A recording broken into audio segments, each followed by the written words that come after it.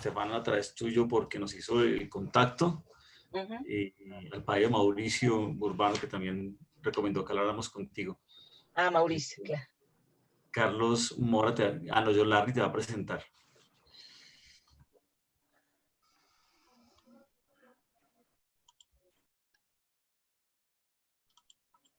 Bueno, muy buenas tardes. Comenzamos la grabación de la sesión desde este momento para después compartirla según digamos, los procesos que define la Universidad de Divulgación del evento. Entonces, está con nosotros la profesora Ruth Gordillo, quien es magíster en Filosofía por la Pontificia Universidad Católica del Ecuador, candidata a doctora en Filosofía en la Universidad del Salvador de Buenos Aires, Argentina, con una investigación sobre el pensamiento del filósofo francés Lacue Labart, tal y como nos acaba de contar antes de la sesión. Ha realizado distintas publicaciones de artículos científicos y así como realizado varios libros colectivos, como algunos que giran en torno a su investigación precisamente en relación con este filósofo francés el cual acabamos de nombrar, en relación con otros filósofos como Jacques Derrida y Nancy. Entre ellos el contexto teórico de la filosofía de Lacue Labart, Jacques Derrida y Jean-Luc Nancy en Miradas Cruzadas, el sujeto. También tiene algunos artículos como Marion, el sujeto más allá de la muerte del sujeto, o Lacue Labart, el sujeto en la trascendencia finita, en Revista Solar, sobre la concepción bersoniana de intuición y las consecuencias para la comprensión de la ciencia y la metafísica, una comparación con Kant, en Revista de la Pontificia Universidad Católica del Ecuador, así como varias colaboraciones en la revista digital Transhumante. La conferencia que nos va a compartir la profesora Ruth en la tarde de hoy se titula Hegel, los supuestos idealistas en la elaboración de la tragedia moderna. Bueno, primero les agradezco formalmente la invitación. Me alegra mucho que podamos reunirnos para hablar de un tema que forma parte, una pequeña parte, pero sí muy importante de mi tesis doctoral. Por eso mismo había aceptado la invitación, porque decía, bueno, tengo un trabajo hecho sobre Hegel y además tiene que ver con una investigación durante mi licenciatura que terminó con la tesis acerca del principio de la libertad en la filosofía del derecho, en la filosofía de la historia de Hegel.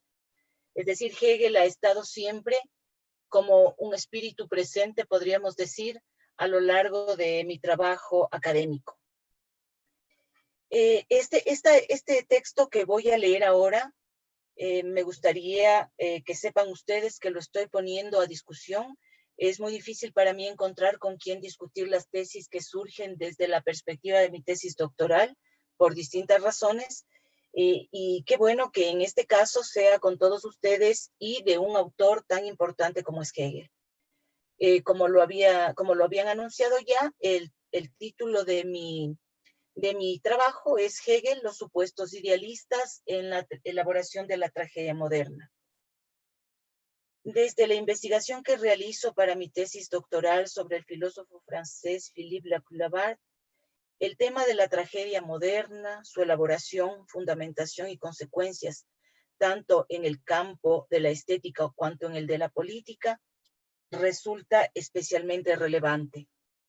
En este marco, la presencia de Hegel es decisiva en la fundamentación de la tragedia, en tanto su contenido se define desde el idealismo absoluto que marca el carácter especulativo de la filosofía hegeliana.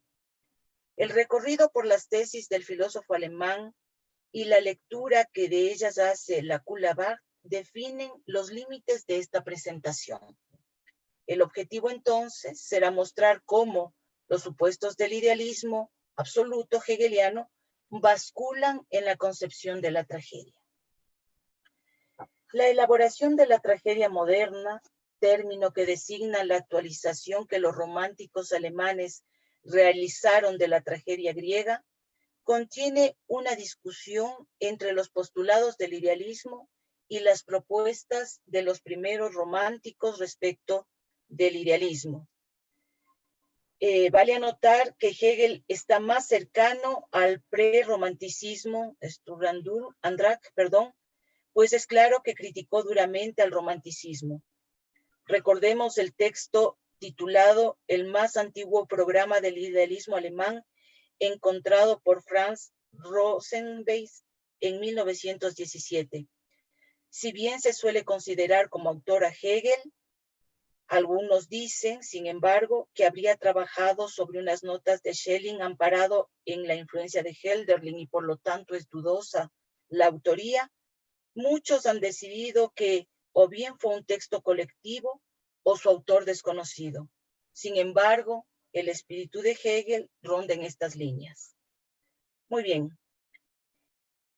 Las contradicciones, decía, surgidas del encuentro de la Ilustración, Aufklärung y el romanticismo, correrán el telón de una escena que anuncia la nueva aurora. Esto es muy común, recuerden también los términos en los que a esta época se refería Lessing. En este contexto, el proyecto de Hegel se define en dos momentos. El primero se inicia, como sabemos, en la etapa de Jena, 1801-1803, donde abordará la crítica al conjunto de sistemas filosóficos desde el análisis de las teorías de Fichte, Schelling y obviamente Kant. El segundo, que está de alguna manera esbozado en el primero, será el espacio del sistema de su filosofía que alcanzará plenitud con el conjunto de las grandes obras, la fenomenología, la lógica, la enciclopedia, la filosofía del derecho, etcétera, etcétera. Los dos momentos guardan continuidad y dan cuenta de la constitución de los supuestos idealistas de la filosofía hegeliana. Veamos cómo. Voy a exponer este cómo en dos momentos. Al final de cada uno habrá una conclusión. Es decir, no voy a cerrar al final, sino al final de cada uno, al final de toda la exposición, sino cuando termine de trabajar cada uno de estos momentos. Primero, Hegel dedica una parte importante de su reflexión a la comparación de las filosofías de Fichte y Schelling. Recordemos el famoso texto. Al tiempo que prepara el esbozo de lo que será su propio sistema filosófico. El trabajo que corresponde a los escritos de Jena reconoce tanto en Kant como en Fichte un logro importante. Dice, a haber planteado la idea de ciencia y especialmente de la filosofía como ciencia. De igual manera, haya valor en el principio fictiano del yo igual yo y en los conceptos puros del entendimiento elaborados por Kant, puesto que hacen posible la identidad sujeto-objeto, principio genuino de la especulación, aun cuando con Kant la especulación se haya entregado al entendimiento escindido de la razón. Los términos sobre Kant son sumamente fuertes. En la diferencia, estoy tomando esta cita de la diferencia de los sistemas de Fichte y Schelling. Dice, el principio mismo de la intuición trascendental mantiene así la situación torcida de un algo contrapuesto frente a la multiplicidad deducida de él mismo. Lo absoluto del sistema se muestra en la forma de su aparición fenoménica, aprendida por la reflexión filosófica. Y esta determinidad que le es dada por la reflexión, o sea, la finitud y la contraposición, no es retirada. El principio, el sujeto-objeto, se deja ver como un sujeto-objeto subjetivo. A pesar de esto, le ha reconocido a Kant poner junto con Fichte, digamos así, los cimientos de este principio que él llama genuino de la especulación. En este mismo sentido de la crítica, esta vez no de la aceptación de lo que dijeron Fichte y Kant, sino en ese sentido burlón que suele tener a veces, dice que estos dos filósofos le recuerdan un gesto propio de la filosofía cuando está en estado de necesidad. En tanto, en estos estados, los filósofos elaboran sus teorías en función de su propia individualidad y aún así pretenden que tales teorías tengan validez universal. De estas consideraciones que acabo de anotar, tanto aquella donde reconoce el aporte de Fichte y el de Kant, cuanto de los límites de este aporte, se sigue el estado de necesidad que Hegel reconoce para la filosofía en esos precisos momentos y que llevará adelante en la superación de los filósofos anteriores dentro de la estructura dialéctica del sistema hegeliano. Recordemos que no desecha nada, todo lo pone a jugar dentro de la dialéctica y de las distintas esferas en las que se despliega la historia del espíritu. Ahora bien, hay un vínculo entre el idealismo alemán y la génesis del romanticismo. Este vínculo permitirá encontrar la relación con la determinación de Hegel por consolidar un sistema dialéctico que atrape en su movimiento todos y cada uno de los momentos del despliegue del espíritu, tanto en lo teórico como en lo práctico. El entramado de este desarrollo define la identidad entre pensamiento especulativo y pensamiento dialéctico, en virtud del idealismo absoluto, cuyo alcance no puede dejar escapar la comprensión de la tragedia. En efecto, el efecto de absoluto del idealismo hegeliano invade el espacio de la estructura de la tragedia. De allí que lo que surge de la puesta en escena de lo trágico en la modernidad supone un efecto de purificación en el sentido ya señalado por Bataille. Esto es una tesis central de la Coulabart en un texto que se llama La cesura de lo especulativo, donde coloca Hegel en la culminación del desarrollo del pensamiento especulativo que caracteriza la metafísica tradicional, y desde allí parte, digamos así, la deconstrucción de esta metafísica para plantear, obviamente, una nueva estructura del sujeto, etcétera, etcétera, de la historia, en fin. Este efecto no será desarrollado por Hegel, como nosotros sabemos, este efecto de purificación, lo hará Hölderlin, es lo que opina Bataille y me parece que es bastante cercano a ello. Sin embargo, la posibilidad de su despliegue histórico con las consecuencias políticas que conocemos permite relacionar la tragedia moderna con lo negativo y la muerte. En este caso me estoy refiriendo específicamente al trabajo que toma más tarde, o que hace, más tarde Heidegger sobre la tragedia y sobre Hölderlin, y lo que rescata de esta tragedia hölderliana con relación a sus propios planteamientos, a su propia metafísica. Bataille coloca a Hegel en medio de un desgarramiento que sobreviene al movimiento negativo de la dialéctica. Dice, para Hegel, sin ninguna duda, el hecho de permanecer el vivo era simplemente secundario, mientras que el hombre del sacrificio mantiene su vida esencialmente. Resulta entonces que el hombre cuya vida se mantiene esencialmente es quien encarna la tragedia, da cuenta del principio de la dialéctica, se levanta altivo y triunfador sobre los otros que simplemente se mantienen vivos. De esta forma, Hegel mediante, se constituye lo real del sistema y se da cuenta tanto del devenir teórico como del histórico en la figura de lo trágico. Es indudable que el idealismo recogido por la filosofía de los románticos se escurre en el sistema de Hegel a través del despliegue del espíritu absoluto. En la fenomenología del espíritu dice, este más elevado lenguaje, la tragedia, compendia, pues, más de cerca la dispersión de los momentos del mundo esencial y actuante. La sustancia de lo divino se desdobla con arreglo a la naturaleza del concepto. En sus figuras y su movimiento es también conforme a él. El principio especulativo es el hecho en el que las aguas avanzan,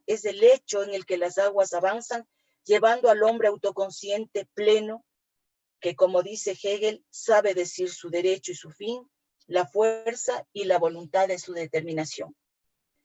Aquello que para los románticos era irrupción y fractura, se cierra en esta figura. En otros términos, el estremecimiento que procuró el pensamiento romántico en el seno del idealismo, exponiendo a Kant como el gestor de un sujeto vacío, se desvanece y da lugar al más poderoso idealismo especulativo y dialéctico. Esto me gusta mucho porque hay un Hegel que critica al romanticismo, que hace del romanticismo un sistema que no logra, especialmente en figuras como la de Schelling, aunque ya sabemos que no, a veces no está considerado propiamente como un romántico, pero sí hay elementos fundamentales allí. Entonces, Hegel critica esto, hace remecer a este romanticismo, perdón, pero al mismo tiempo de ese remecimiento que hace en el idealismo, le da la razón, al romanticismo, le da la razón al idealismo. Entonces, esta crisis o estas contradicciones que se presentaron entre el idealismo y el romanticismo se resuelven por la vía hegeliana. Esto me parece interesante. Me parece interesante porque al mismo tiempo hace posible la consolidación del pensamiento hegeliano en su sentido más amplio. Lo que resulta de todo esto es asumido por los filósofos alemanes que consolidaron históricamente la figura de la tragedia. La Coulabart señala que tanto Hegel como Fichte y Schelling ofrecen el escenario trágico para la conservación del yo absoluto, mismo que se consume en el hombre libre, en tanto es a la vez culpable e inocente. Por supuesto, en esta afirmación de la Coulabart está toda la lectura que hace Bataille de la figura de lo negativo y la muerte en Hegel. La existencia de otros caracteres son, finalmente, hombres reales que revisten la personalidad de los héroes y los presentan en el lenguaje real, que no es un lenguaje narrativo, sino el suyo propio, dice Hegel. Más allá de que este hombre se halle en el momento negativo de la esfera de la religión, porque así está dentro de la fenomenología, la determinación queda sumida en la formulación de la tragedia moderna. Es más, ha sido asumida en tanto el sujeto de esta tragedia enfrenta el destino y lo sobrepasa, aún sabiéndose inocente, es condenado y es castigado. Sin embargo, esto para Hegel implica una renuncia libre a su libertad. Este texto obviamente resume la postura de Bataille en cuanto Bataille dice frente a lo trágico, a lo negativo, de la tragedia, está la risa, está el optimismo. Ese es el camino de Bataille, pero el camino de Hegel es otro, y esto me parece que es el tema central de lo que estoy exponiendo. El contenido de la tragedia moderna, fundado en el pensamiento especulativo, tendrá sin embargo un corte producido por el gesto de actualización de la tragedia que opera Hölderlin. En esta cesura se muestra la fundamentación filosófica de Hegel, sostenida por la lógica dialéctica consagrada en el idealismo absoluto hegeliano. Con ello el sistema de Hegel garantizaba el cuidado, Wahrheit, de la verdad, y en este caso de la realidad, del despliegue histórico del espíritu. Sin embargo, en este mismo despliegue queda definido el acabamiento o límite de la metafísica tradicional. Esto lo sostengo desde la perspectiva de la Coulabart. Este carácter limítrofe se consagra en la necesidad de proponer un nuevo programa que no parte de una crisis en el pensamiento, sino que lo provoca, y al hacerlo quiebra la concepción de lo real constituida en el seno del idealismo. ¿Esto implica el fin de la filosofía idealista especulativa y dialéctica? Si es así, ¿es el fin de la tragedia moderna? La respuesta lleva necesariamente a elaborar una hipótesis que permite abrir la discusión sobre el romanticismo alemán y su relación con el idealismo recogido en el sistema hegeliano. En este sentido debe hacerse una consideración primordial respecto de la afiliación de la literatura con la filosofía, entendiendo que la tragedia de alguna manera está en la literatura. La Coulabart elabora una pregunta que surge de Hegel. Dice, ¿qué ha puesto él de tal manera que ello no hace propiamente cuestión y que ha sido de facto resuelto antes mismo de haber sido erigido en pregunta? Aquí, más no del todo, no como en otros lugares, sufrimos extrañamente a Hegel. El pensamiento o el sistema que se dice de Hegel destina, así como la edad filosófica que constituye este pensamiento y la resume. Aquí el término relevante es destina, pues trae consigo la misma fuerza que está presente en el sistema hegeliano. Lo hace jugar en sus propios términos. Por supuesto, esto implica un desarrollo, una explicación mucho más amplia que espero, si hay preguntas, podamos nosotros trabajar. 2. Hegel entiende la tragedia en términos del idealismo, es decir, en ella es posible encontrar la realidad, lo que implica verdad. Desde esta perspectiva, la elección que hace Hölderlin para traducir y actualizar la tragedia tiene que ver mucho con lo que piensa Hegel. En Edipo y Antígona reside la posibilidad de mostrar al sujeto consciente y libre, lanzado contra el destino, triunfante en la derrota.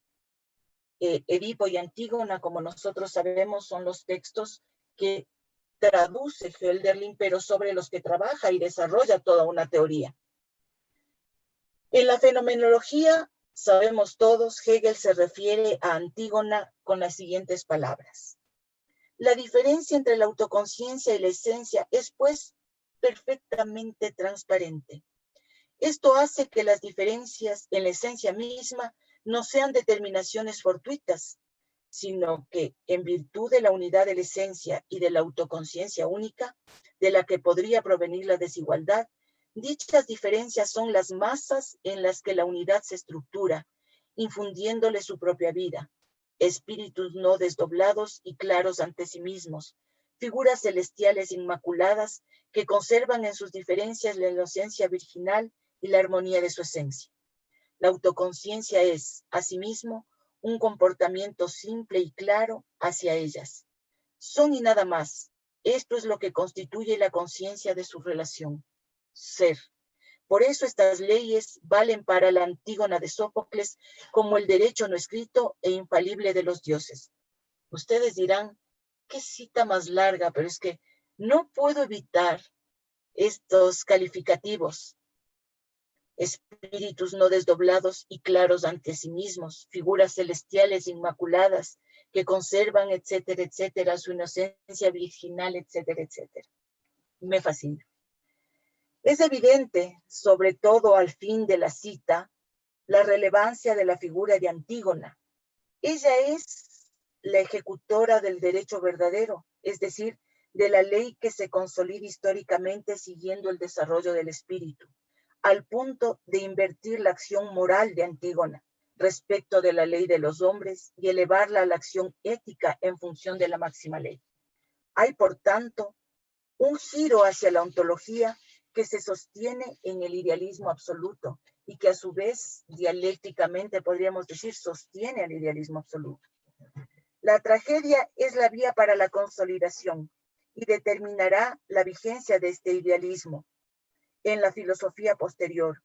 Incluso me atrevería yo a decir de cierta manera en la filosofía de Heidegger, pero por supuesto que esto también requiere varias puntualizaciones y mucha discusión. De allí que la tragedia moderna, a diferencia de la antigua, tenga siempre como contexto lo negativo y la muerte. Si en los griegos tenía una fusión catártica, en los modernos el horror alcanza a los espectadores. En el comentario a Wallenstein de Schiller, Hegel dice: el desenlace de esta tragedia consistiría, por tanto, en tomar la decisión. La otra tragedia es el estrellarse en conducto. Y tanto como es grande la primera tragedia, me resulta insatisfactoria esta segunda, vida contra vida. Pero solo la muerte se yergue con la vida, e increíble, abominable, la muerte vence a la vida. Esto no es trágico, sino espantoso. Desgarra el corazón. Imposible salir aliviado de este espectáculo. ¿Pero en qué reside este horror? Precisamente en el carácter negativo. No hay restitución, al menos no como la entiende Hegel. Sin embargo, esto es lo propio de lo especulativo. La dialéctica se erige sobre la muerte y la supera, no en función de lo cómico como en el caso de Bataille, sino del desgarramiento producido por la razón que no sufre, porque dice Hegel, nuestra tragedia habla al entendimiento. Y yo digo, y eso es lo que realmente conmueve al espíritu. Gracias.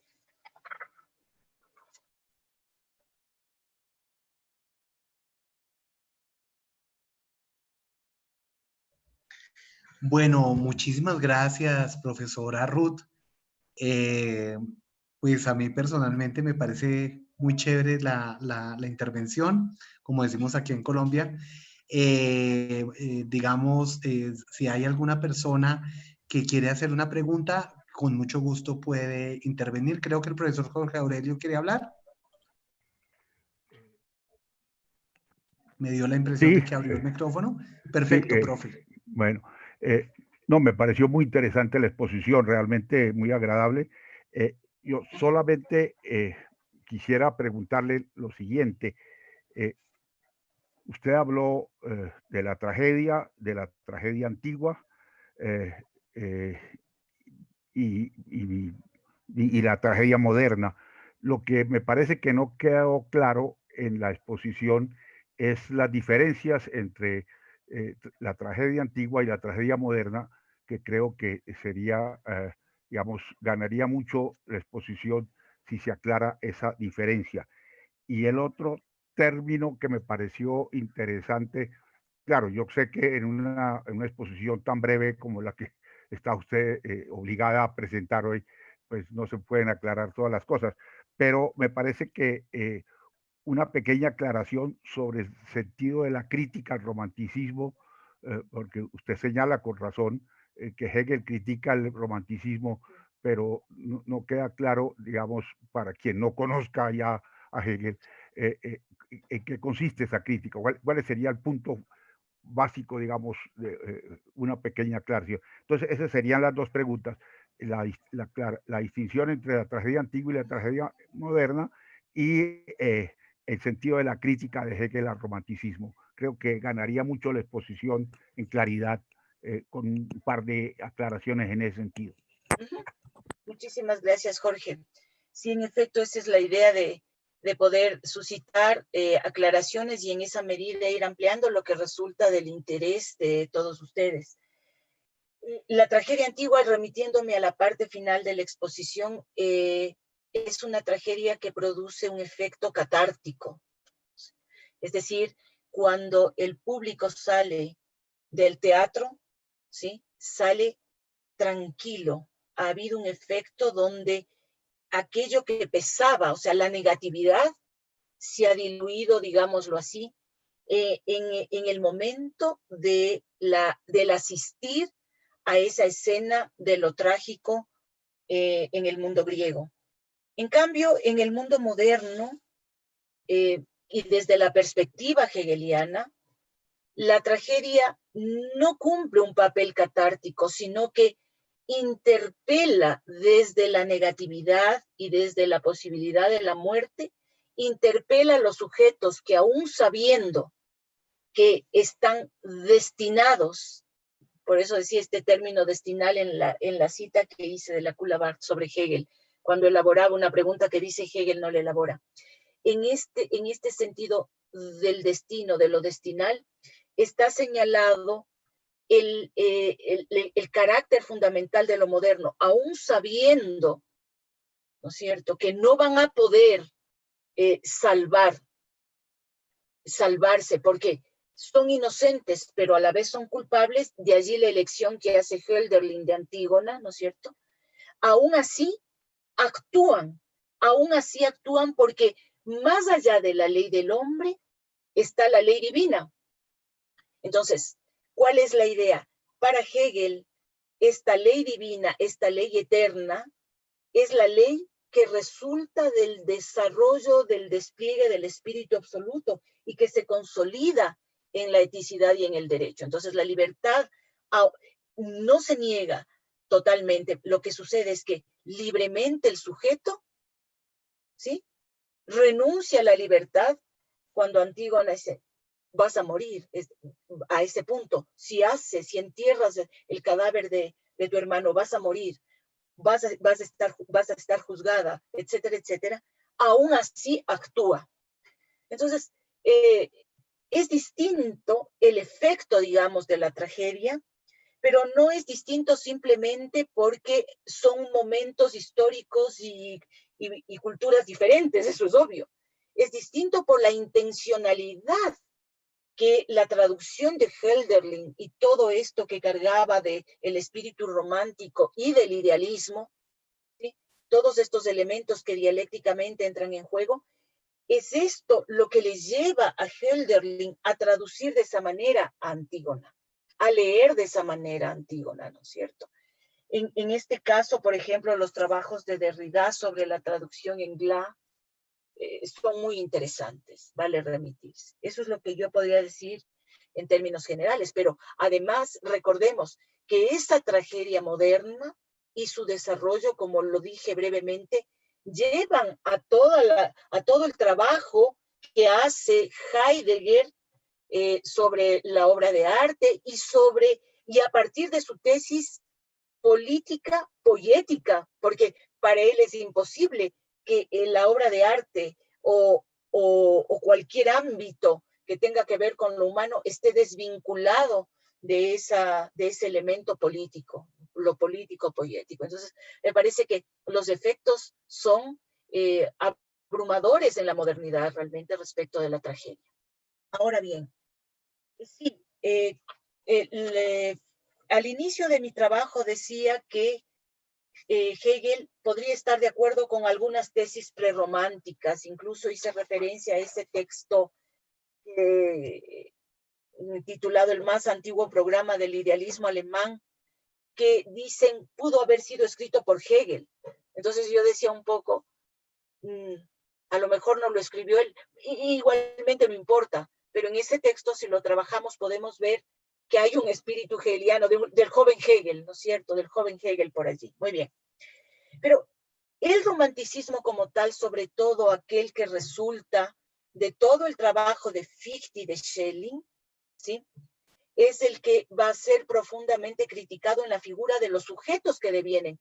En primera instancia, del yo igual yo, fichtiano, y de esa ausencia de el último momento de la conclusión, de la solución de del hecho dialéctico que no logra Schelling, ¿sí? Pero además, en Hegel está muy claro que desde el postulado de un espíritu que es razón absoluta, no hay un lugar preponderante para aquello que no pueda ser absorbido o explicado, digamos más bien, o que no crezca y se desarrolle bajo el ala de esa razón absoluta. Entonces hay varios elementos del romanticismo que allí caen bajo la crítica hegeliana. Es lo que podría decir Jorge. No sé si hay algo en lo que no se está de acuerdo, si hay algo que suscita problema. Encantado. No, me parece suficiente. Creo que hay otras personas que quieran preguntar. Gracias en todo caso. Gracias, Jorge. Bueno, ¿hay alguna otra pregunta? Si no la hay, yo sí tengo, la profesora Soledad Escalante tiene levantada la mano. ¿Quién? Perdón. Soledad. Soledad. Profe Soledad, por favor, abra el micrófono y puedes compartirnos. Ok, muchas gracias por la presentación hecha por la profesora Ruth Gordillo. Me ha gustado mucho su lectura de la tragedia en Hegel. Yo querría entrar a una pregunta, sobre todo en relación a la Antígona y el rol que juega, ¿no? El rol que juega en Fenomenología del Espíritu, cuando Hegel hace una distinción que es bien importante. la esfera privada, la esfera pública empieza a aparecer allí. La diferencia entre lo humano y lo divino juegan un rol fundamental y el desenlace es tan importante para Hegel. Entonces, si pudiese adentrarse un poco en ello, le agradecería mucho, porque allí hay todo un debate que se va abriendo posteriormente. Así es. Muchísimas gracias por la pregunta, Soledad.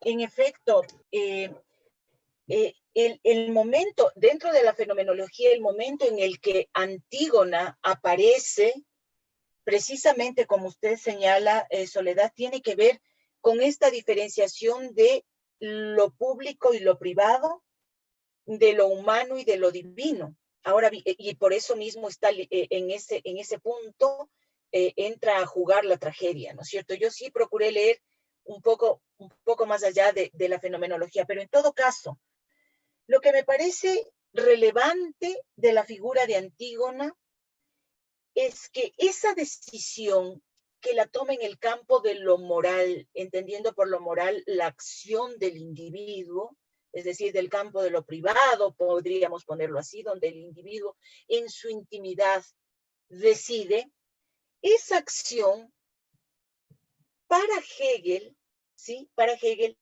es una acción que cambia, es lo que yo señalaba, que revierte su significado, porque esa acción de alguna manera es la acción del sujeto autoconsciente que se sabe a sí mismo y que ya no se enfrenta a la ley de los hombres, a la ley positiva, sino que se pone en relación con la ley divina. Entonces, es decir, en esa medida, esa Antígona es el sujeto de esa oposición. ¿Sí? Su acción finalmente, cuando se soluciona, cuando termina, cuando supera el momento negativo, digámoslo así, esa acción representa la acción de un sujeto autoconsciente que se sabe autoconsciente frente a la divinidad, ya no solamente frente a la ley de los hombres. En ese caso, lo público quedaría dentro de lo que es la ley positiva, pero por sobre esa ley hay una ley, ¿no es cierto?, que excede, y esa sería la ley divina. Entonces, me parece que el rol de Antígona en ese sentido es fundamental.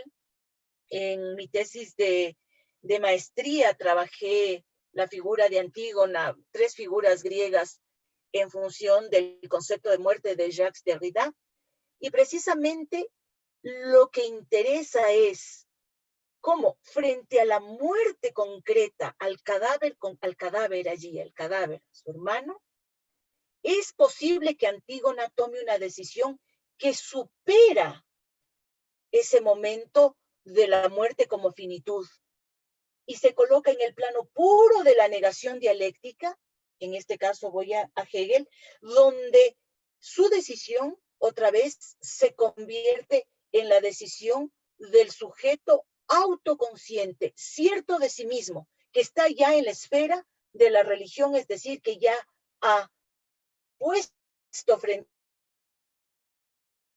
así a la divinidad. Allí es crucial esto en la última parte de la fenomenología. No sé si con esto respondo a la pregunta. Sí, está muy bien. Muchas gracias. Le agradezco la respuesta. Bastante interesante. Muy bien. ¿Tendríamos otra pregunta? Bueno, si no hay otra pregunta, ahora sí intervengo yo. Está muy bien. A mí me parece muy interesante, digamos, ese tema. Y personalmente, profesora Ruth, yo tengo otra interpretación. Ah, muy bien. ¿Por qué? Porque, digamos, en mi lectura, la situación de la tragedia antigua implica ciertamente, como dice la profesora, el elemento catártico. Y sobre todo, digamos, la perspectiva de un sentido, por decirlo así, que se abre políticamente. Eso se puede ver, digamos, en Edipo y en Edipo en Colona. Digamos, Edipo es una tragedia radical, pero cuando Sófocles escribe Edipo en Colona, pues se ve claramente, digamos, cómo el que asume el destino de los dioses, pues termina también asumiendo el destino, digámoslo así, que le permite tener una reconciliación, digámoslo así, en su muerte, digamos, en el lugar sagrado de las Euménides, como dice Edipo en Colona. Y ciertamente, digamos, en Wallenstein, cuando Hegel reacciona frente a Wallenstein, él dice que eso es terrible y que ahí no hay nada que hacer, que esa concepción trágica no se puede sacar nada de ahí. Recuerdo que dice algo así. Entonces, estamos de acuerdo, digamos, en que hay una... Y es más, él también critica a Shakespeare, esa visión también trágica, o más bien dramática en el mundo moderno. ¡Puta madre! Entonces... Me gusta tu madre. Entonces, digamos, la situación, el punto en el que yo voy es que digamos, la posición trágica, digámoslo así, en mi opinión, en el mundo moderno cambia. ¿Por qué? Porque es que la profesora ahorita estaba diciendo que, digamos, digamos que la Antígona se pone a sí misma y tiene como una situación de libre... Me gusta tu madre. O de una postura radical la grande puta libertad, madre. De libertad, digámoslo así, subjetiva. Me pareció entender eso, que hay una posición como de libertad subjetiva. Larry, un momentico, yo creo que, Carlos, por favor, bloquea. Sí, dame 5 segundos, ya lo elimino. Sí.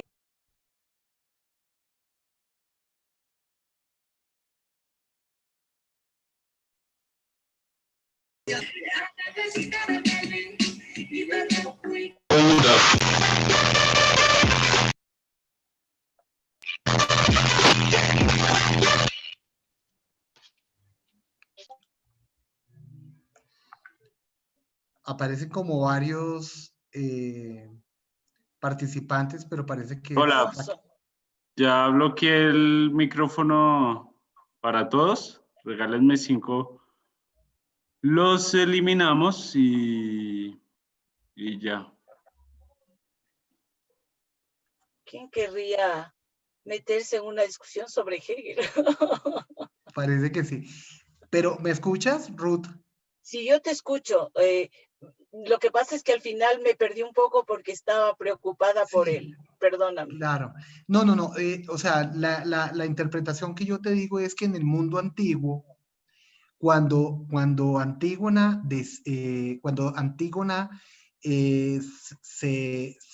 digamos, se aboca a la acción, al momento trágico, en sentido estricto no está decidiendo a partir de una intencionalidad subjetiva de orden, por decirlo así, moral, sino claro, que está obedeciendo la ley de los dioses y está obedeciendo la ley de las sombras. Es decir, y eso se da en la discusión, por ejemplo, en la discusión que tiene con Ismenes, se da en la discusión que tiene con Creonte. O sea, ella, los argumentos, digamos, como los lugares, digamos, de expresión plena de las razones que ella usa, están obedeciendo a un principio objetivo de orden tradicional, de un nomos tradicional, no son los argumentos, por ejemplo, que usa o los sentimientos que tiene Otelo, o los sentimientos que el mismo Wallenstein o en la tragedia de Wallenstein están dados, es decir, la tragedia moderna es otro rollo en mi interpretación. Sí. Porque claramente en la tragedia moderna, el ejemplo que yo tengo, en Shakespeare en general, el agente trágico es el que desde su subjetividad, desde su miedo, desde su angustia, desde sus celos, ¿sí? Comienza a asumir una serie de decisiones terribles.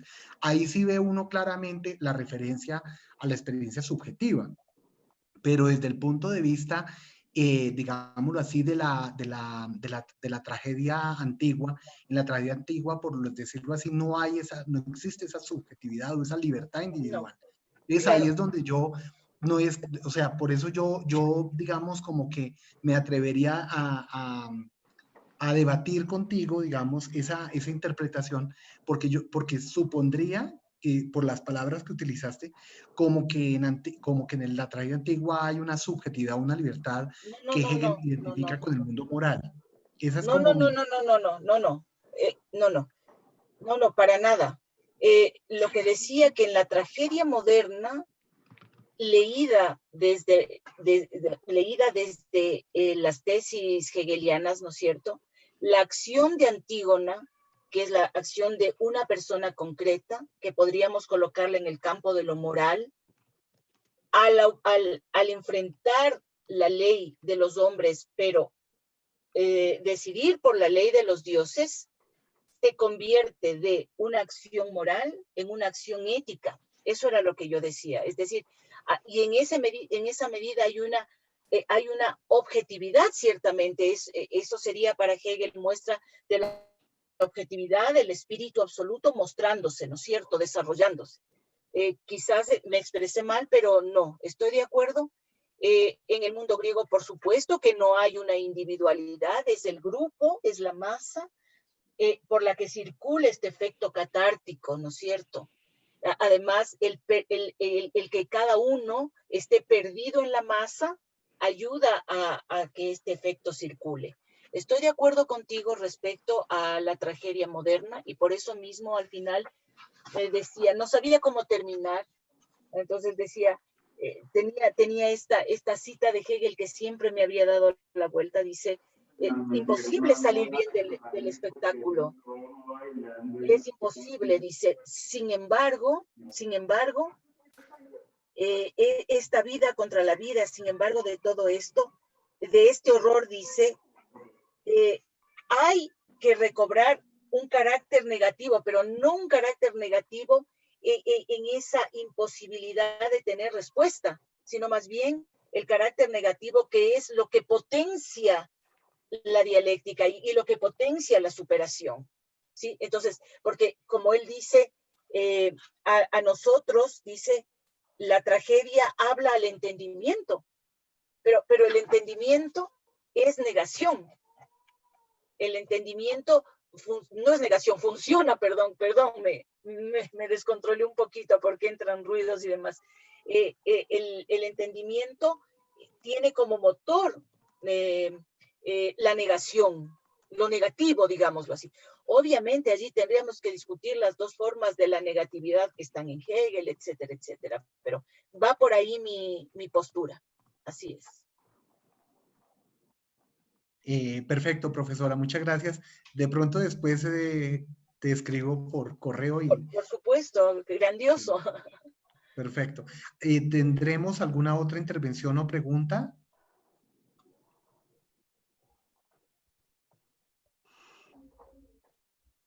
Muy bien, entonces, muchísimas gracias, profesora. Realmente muy interesante el tema, la presentación que nos ha hecho. Y ahora, pues, creo, Roberto y Carlos, que tenemos la última intervención, ¿cierto? Sí, ya pues sería lo de Robert. John dice que tiene una pregunta. Ay, perdón, John. Qué pena, a todos les pido excusas por lo que acaba de pasar. Se olvidó bloquear esa cosa y siempre pasa. Bueno, algunas veces pasa. Qué pena con ustedes, qué pena contigo, Ruth. No pasa nada, no es culpa así tuya, así que no pasa nada. Está bien. Entonces, ya te habilito el micrófono, John, dame un segundo.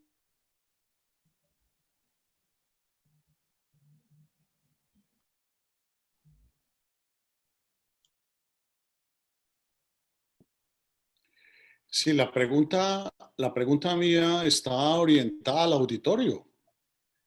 O sea, cuando se habla de la tragedia griega y la tragedia moderna, si es que se puede hablar de una tragedia moderna, ¿por qué no se menciona el auditorio? La diferencia grandísima, me parece, en mi perspectiva, es el auditorio. ¿Por qué? Porque cuando el espectador o el auditorio griego estaba en consonancia con los poetas griegos, compartían el conjunto de creencias. Los dioses eran los mismos para todos. Y cuando terminaba la tragedia, la deuda con los dioses estaba saldada, la cuenta con ellos estaba saldada. O sea, ellos compartían el conjunto inmediato de creencias. En cambio, la tragedia moderna no. El público no comparte las creencias del poeta. La multiplicidad de creencias, de perspectivas religiosas y de creer en dioses ya no funciona. Mientras que el auditorio griego era unánime. Todos eran partícipes de las deidades y estaban conectados tanto poeta como auditorio. No había esa separación radical que existe en la modernidad, donde el poeta como Hölderlin puede creer en los dioses, pero solamente lo hará él, su auditorio no. Entonces, claro, es una parte bien importante, porque algo se ha perdido de la tragedia, que es irrecuperable, y es que ya no existe un mundo en el que exista la consonancia con el poeta, cuyo conjunto de creencias, al final de la tragedia había una catarsis. ¿Pero por qué se lograba la catarsis? Porque tanto poeta como auditorio saldaban las cuentas con los dioses. En la modernidad no se salda ninguna cuenta. No. Queda debiendo. Se habla de la actualización de la tragedia. Es decir, más bien la muerte de la tragedia. Se habla de una actualización que supone, si bien... Pero entonces ya no es la tragedia griega. Porque ya no es la tragedia griega, ya no es la tragedia griega, ya es otra cosa. No, por supuesto. Completamente distinta. Por ejemplo, los personajes de la tragedia griega fueron inexistentes. Eran personajes de la nobleza, no eran gente del campo, gente humilde, no, eran toda gente muy ilustrada y gente de la nobleza. Cuando se toma una tragedia como Wallenstein, la figura de Wallenstein, lo que fue la famosa guerra de los 30 años, y lo que tiene que ver con la historia de Europa durante el conflicto de la guerra de los famosos 30 años, el general Wallenstein históricamente tiene una resonancia enorme, ¿sí? Entonces ya la referencia de Wallenstein, cuando Schiller escribe la trilogía de Wallenstein, es un personaje histórico muy controvertido. No es lo mismo el Wallenstein para los hugonotes, para los checos que para los Habsburgo, ¿sí? Para los franceses que para los Habsburgo, para los suecos, para los daneses. Entonces ya es un personaje que tiene un referente histórico que se puede verificar, mientras que los personajes de la tragedia griega eran todos personajes irreales que pertenecían a la literatura y que tenían un rango noble. Allí no había ningún pobre, no había ninguna persona de extracción humilde, ¿sí? Además, la tragedia también era danza y era música, y todo eso se perdió.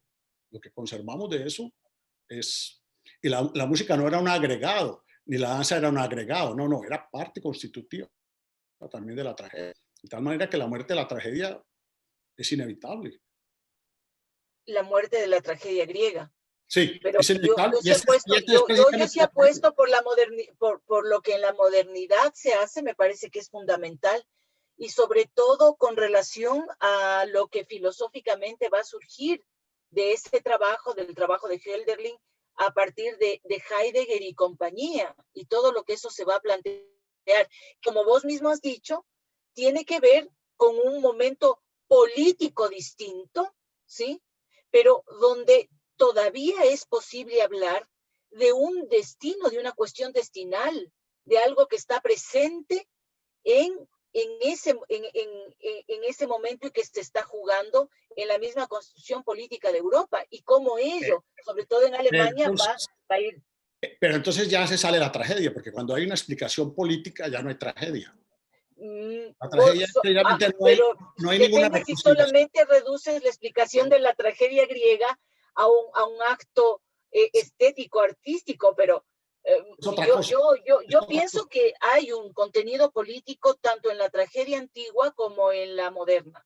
Claro, pero aún así la tragedia antigua no logra una reconciliación definitiva y por eso termina siendo así, trágica. Mientras que en lo contemporáneo, la multiplicidad de explicaciones de los hechos humanos y de la vida humana no es descansa en el destino, sino en una cantidad de factores que pueden explicar política, geográfica, sociológica, psicológicamente el actuar y la conducta de un hombre. El hecho de que un hombre exponga ante el público su dolor, la privacidad de su dolor, es una característica de la tragedia que ya se perdió por completo. Eso está perdido.